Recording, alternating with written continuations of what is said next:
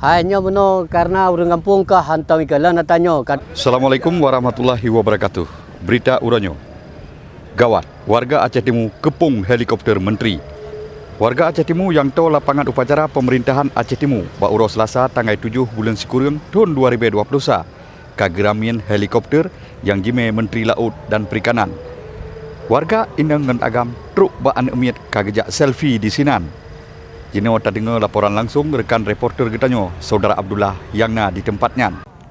Oke, pemirsa freelance di Pak Mentang Drone berada saatnya ulung di pusat pemerintahan Kabupaten Aceh Timur yang mana bauronyo na sebuah helikopter dan kai keramin di masyarakat dan serta nemit yang mana helikopternya dibawa Sidro Menteri dari Medan ke Waceh dari Luxmawe iba kuna Waceh Timur.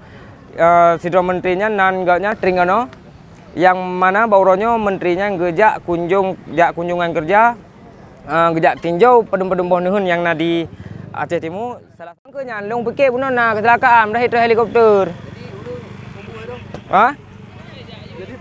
Ya kalian helikopter ilung pi kujak kena kuat ucit. Menurut salah sira warga di sinan, Bang Jol, Pak Freelance News kepegah katrip tahat di daerahnya hana jitren helikopter. Walakin urang kampung kagejak kalen cicim busonyan. Hanya benar karena orang kampung kah hantar ikalan nak tanya trip tahatnya. Dari masa komplit merekannya baru naik helikopter lah kan. Jadi orang kan antusiasi cukup tinggi.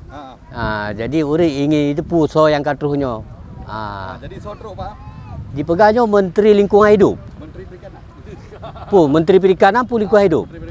Menteri Perikanan ya. Jadi pegah nak tinjau kuala ID ya.